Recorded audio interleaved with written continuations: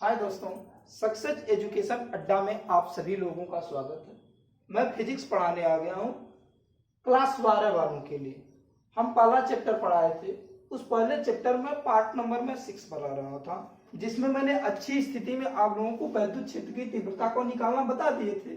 आज हम आप लोगों को बताएंगे निरक्षी स्थिति में वैद्युत क्षेत्र की तीव्रता क्या होती है। तो पहले हम अच्छी और निरक्षी स्थिति आप लोगों को बता देते हैं। ये अच्छी स्थिति क्या होती है और निरक्षी स्थिति क्या होती है। अच्छी स्थिति होती है जैसे मान लो एक वैद्युत द्विध्रुव है। वैद्युत द्विध्रुव की परिभाषा यही होती है कि हम दो समान आवेश लें, लेकिन प्रकृति क्या उनकी अलग अलग हो और उन्हें एक दूसरे से कुछ अल्प दूरी पर रख दिया जाए। जैसे मैंने एक प्लस क्यू आवेश लिया, भाई समान आवेश है तो क्यू तो होगा, लेकिन इसका नेचर चेंज होगा। ए प्लस क्यू है, ए माइनस क्यू होगा। हो गया। अब इनके बीच की दूरी जो थी मैंने 2a रख दिया। क्या रखा भाई? इसके बीच की जो दूरी थी मैंने 2a रख दिया। अगर इसी अरेंजमेंट को, इसी व्यवस्था को हम वैद्युत द्विध्रुव कहते हैं। अगर इसके, अब देखिए, इसकी कोई ना कोई लाइन होगी, दोनों ध्रुवों को मिलाने वाली एक रेखा होगी। अगर इस रेखा पर हम कहीं विद्युत क्षेत्र की तीव्रता चाहे इधर हो चाहे इधर हो, अगर हम निकालते हैं तो उस स्थिति को हम कहते हैं अच्छी स्थिति। क्या कहते हैं? अच्छी स्थिति। अगर इन दोनों का मिडिल पॉइंट निकाल के, जैसे इन दोनों का मिडिल पॉइंट निकाल करके अगर इस पे हम किसी बिंदु पर, चाहे वो नीचे हो या तो ऊपर हो, इस पर हम निकालते हैं तो इसको हम कहते हैं निरक्षी स्थिति। निरक्षी स्थिति। तो आप लोगों को अच्छी स्थिति और निरक्षी स्थिति समझ में आ गया। तो हम आज बताएंगे कि निरक्षी स्थिति में वैद्युत क्षेत्र की तीव्रता का मान कितना होता है। तो हम आगे चलते हैं।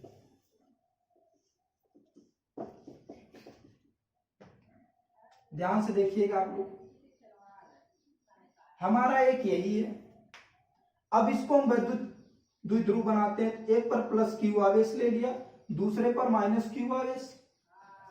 अब इन्हें दूसरे से मान लिया जाए, ए पॉइंट हमारा ए है और ये वाला पॉइंट हमारा क्या है? बी। अब इनके बीच की जो दूरी है हमारी, इनके जो बीच की दूरी है हमारी क्या? 2a। हम मानते हैं कि इनका जो मिडिल पॉइंट है वो O है और O से हम एक रेखा खींचते हैं। परपेंडिकुलर रेखा होनी चाहिए। हमने खींच दिया। ये हमारी क्या है? परपेंडिकुलर है। इस पर कोई एक बिंदु हमारा P है। मान लो ये बिंदु क्या है? P है। इस पर मुझे वैद्युत क्षेत्र की तीव्रता का क्या करना? मान ज्ञात करना। तो हम कुछ नहीं करेंगे। हमने माना कि जो यहां से यहां तक की इसकी दूरी थी वो r थी। क्या है? यहां से यहां तक की जो दूरी भैया वो हमारी क्या है? r। ठीक है। तो हम क्या करेंगे? अब इस पर है भाई, जिस पर हमें वैद्युत क्षेत्र की तीव्रता का मान निकालना होता, हम कहते हैं उस पर एक परीक्षण आवेश रखते हैं। तो हमने माना कि परीक्षण आवेश Q0 हो। अब इसके और इसके कारण इस पे वैद्युत क्षेत्र की तीव्रता क्या हुई देखते हैं। इसको हम मिलाते हैं। प्लस क्यू आवेश के कारण हुआ, इस पे P बिंदु पर लगने वाली वैद्युत क्षेत्र की तीव्रता का मान मैंने माना क्या हो गया? E1 हुआ भाई। अब जब E1 है तो देखो यहां से कोण यदि मानते हैं मैंने थीटा। क्या माना भाई? थीटा। तो इस पर भी एक होगा ऐसे।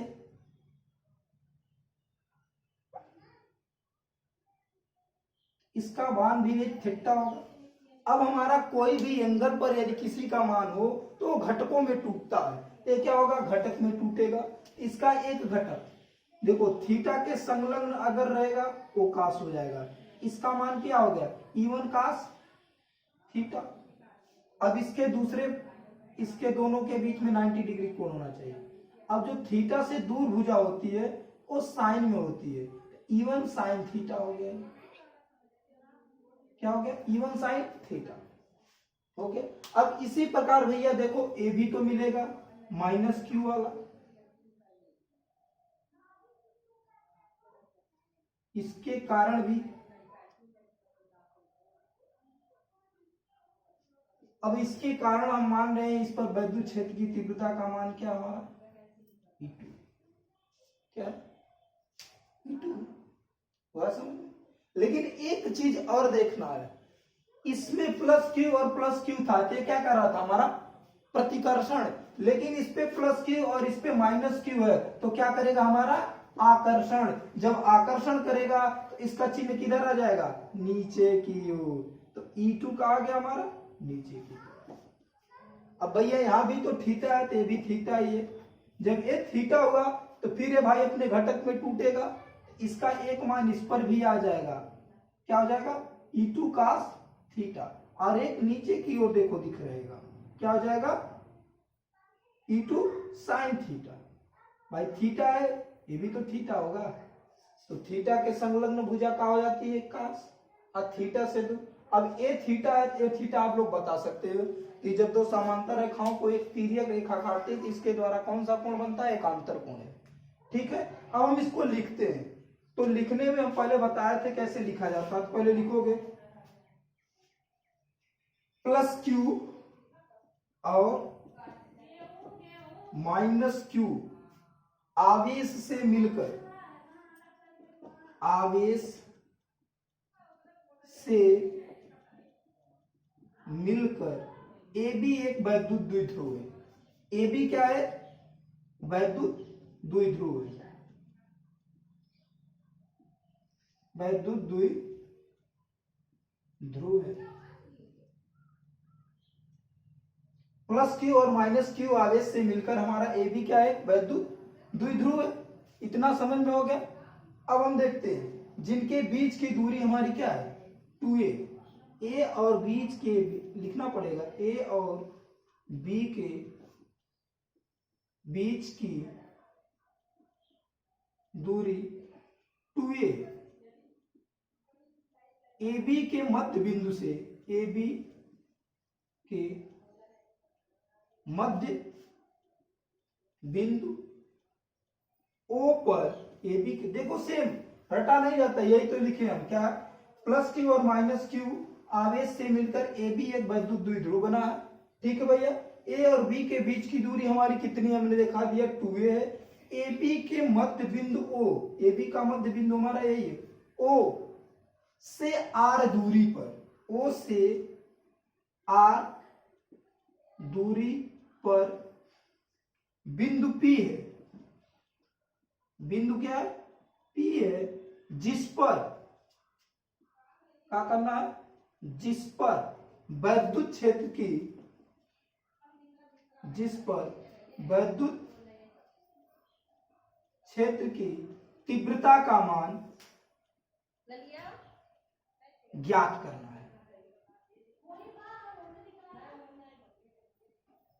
हो गया। अब इसके आगे हम चलते हैं। अब हम देखते हैं, अब प्लस क्यू आवेश के कारण, अब लिखते हैं प्लस क्यू आवेश के कारण वैद्युत क्षेत्र की तीव्रता, बिंदु P पर वैद्युत क्षेत्र की तीव्रता, बिंदु P पर वैद्युत क्षेत्र की तीव्रता, क्षेत्र की तीव्रता हमने माना वो क्या था हमारा E1।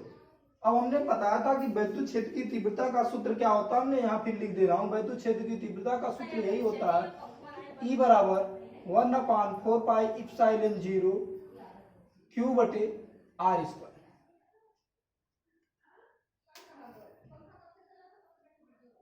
E बराबर 1/4 पाई इप्सिलॉन 0 Q अपान R स्क्वायर, यही होता। अब हम E1 बराबर देखते हैं, E1 बराबर हम निकाले यहां से तो 1/4 पाई इप्सिलॉन 0 Q जो है Q ही है, R हमारा देखो। अब हम इसमें R कैसे निकालेंगे, इनके बीच की दूरी हमारी क्या है भाई ए है, ए पी है, तो क्या लिखते ए पी स्क्वायर।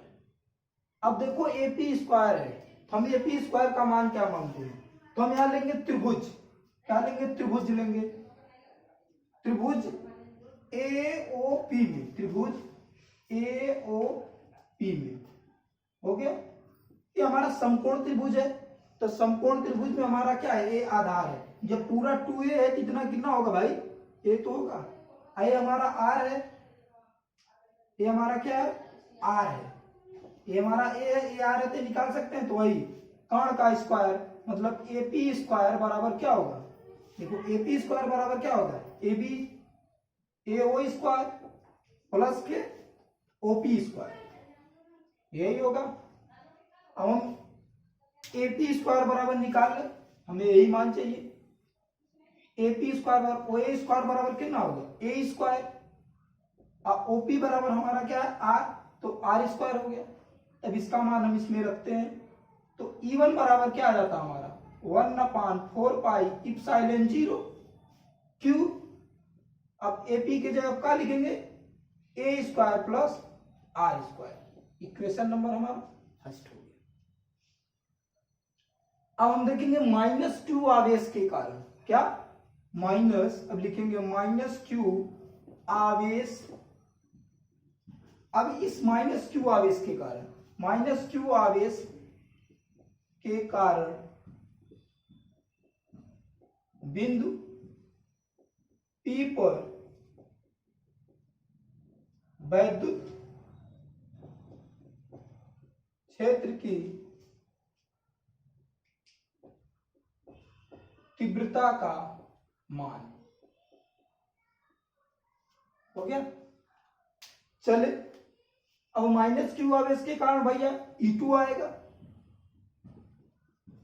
अब इसमें देखें वही हमारा 1/4 पाई इप्सिलॉन 0 क्यू आएगा। अब एपी के जगह क्या हो जाएगा पीबी आ जाएगा, पीबी स्क्वायर। तो भैया पीबी भी तो उतना होगा, देखो इसमें त्रिभुज में ले लो, फिर वही हम त्रिभुज लेते हैं।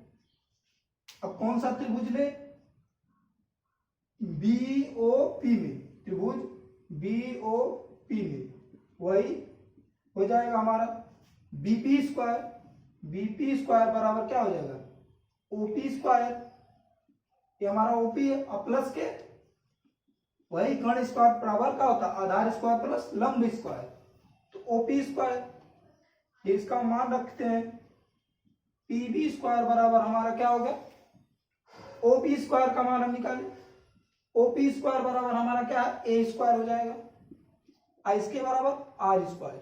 तब इसका फिर मान रख दे E2 बराबर क्या आ गया 1/4 pi epsilon 0 q upon A square plus are square, समीकरण नंबर 2। अब हम देखते हैं कि E1 बराबर हमारा E2 आ रहा है, जितना E1 है E2 है, लेकिन हम कुल, हमें तो चाहिए कुल विद्युत क्षेत्र की तीव्रता।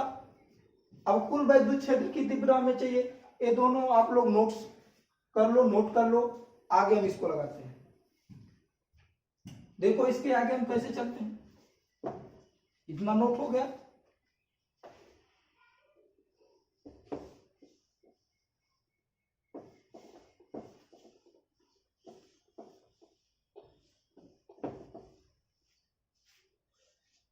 अब यहां लिखेंगे हमारा जो E1 था ये दो घटकों में टूटा था।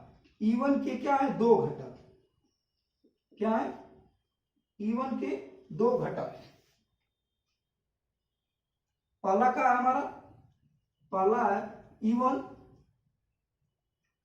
साइन थीटा, और दूसरा घटक इसका क्या है E2 कास थीटा। इसी तरह देखो E2 का भी दो घटक है, E2 के भी क्या है दो घटक,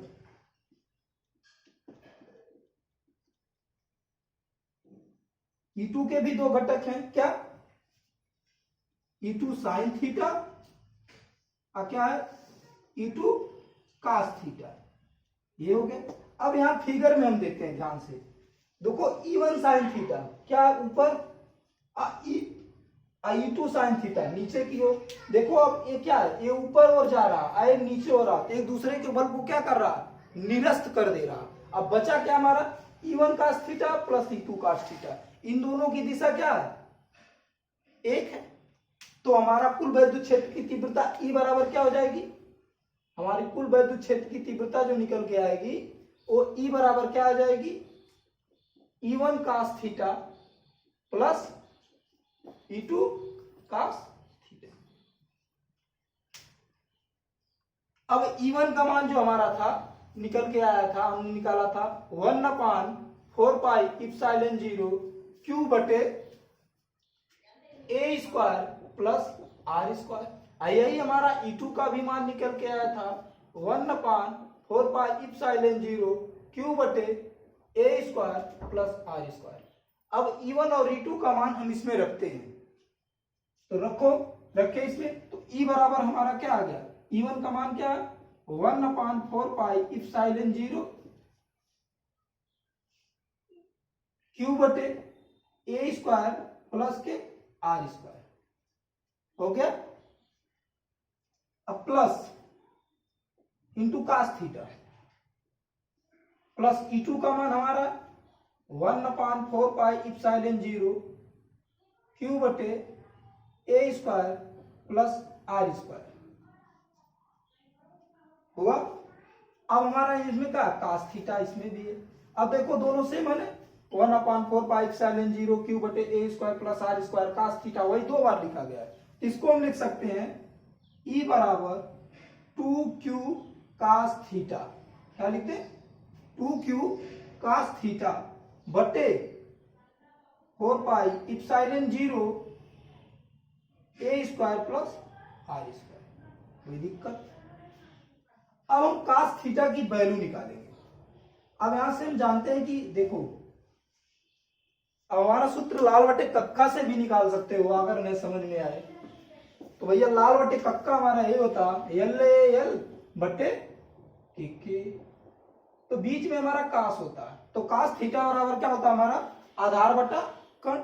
तो हम इसमें किसी भी त्रिभुज में आप थीटा ले तो इसमें कास थीटा लगाते हैं, तो कास थीटा बराबर क्या आधार इसमें हमारा क्या हो ए और कर्ण कितना हो रहा इतना, तो कास थीटा बराबर यहां से निकाल लें, तो कास थीटा बराबर आधार हमारा कितना हो रहा है ए और कर्ण हमारा चाहे ए होगा चाहे ए होगा, दोनों का मान हमारा सेम है भैया।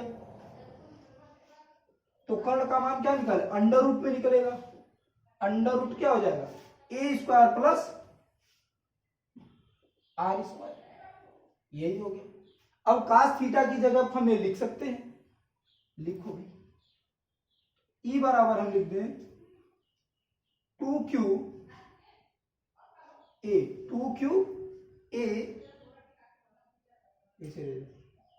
4 pi epsilon 0 A square plus are square, ये तो था। अब कास थीटा की जगह क्या लिखें ए बटे under root a square plus are square हो गया।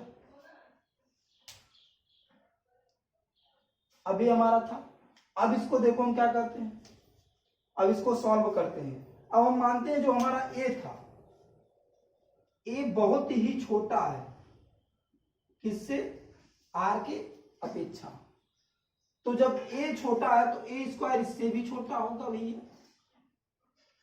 हम इसको क्या मान लें निग्लेक्ट, हम इसको निग्लेक्ट मानकर यहां लगाते हैं।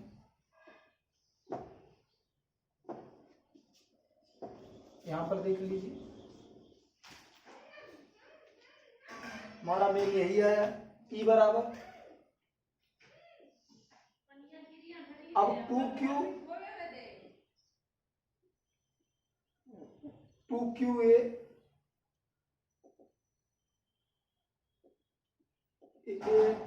हो गया। अब आर स्क्वायर ए स्क्वायर का मान आर स्क्वायर की अपेक्षा क्या है बहुत छोटा, इसको हम क्या मान लें निग्लेक्ट, तब ए स्क्वायर को हम छोड़ते हैं क्या आ जाता है 4 पाई इप्सिलॉन 0, अब यहां भी छोड़ देते हैं और यहां भी छोड़ते हैं, तो सीधे यहां क्या हो गया आर स्क्वायर, यहां क्या बचा अंडर रूट में आर स्क्वायर हुआ। अब इसको हम बाहर लेते हैं, अब यहां मिटाते हैं, या तो इसको ऐसे भी कर सकते हो, एक बार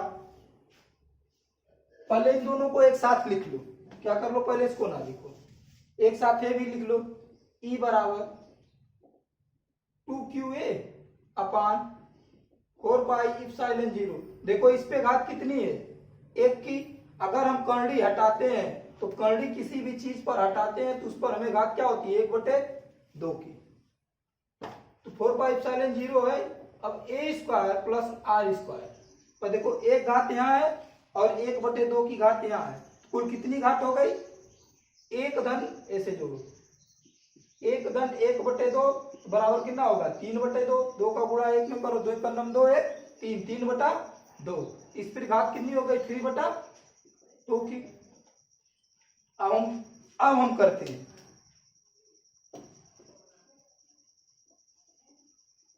अब इसको हम सॉल्व करते हैं आगे। अब हमारा ई बराबर क्या आएगा? अब हम कहते हैं कि जो हमारा था ए स्क्वायर इज लेस देन क्या है? आर स्क्वायर की, मतलब ए स्क्वायर को हम क्या मान ले? नगण्य मान ले। तब ई बराबर हमारा क्या आता है?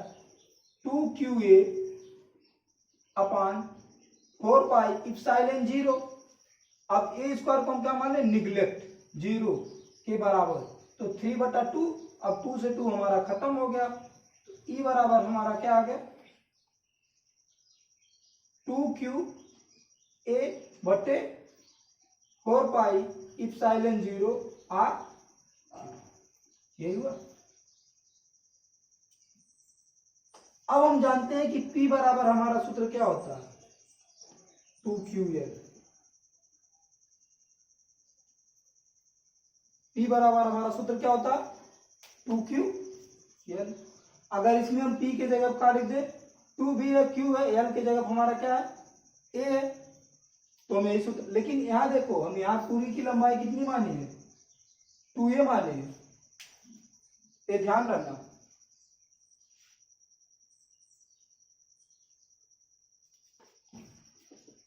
आया समझ में इसके आगे? तो हम बताए थे P बराबर हमारा क्या होता है? 2ql। तो L की जगह हमारा क्या है? A है भाई, तो 2qa, तो क्या हमारा? विद्युत द्विध्रुव आघूर्ण, विद्युत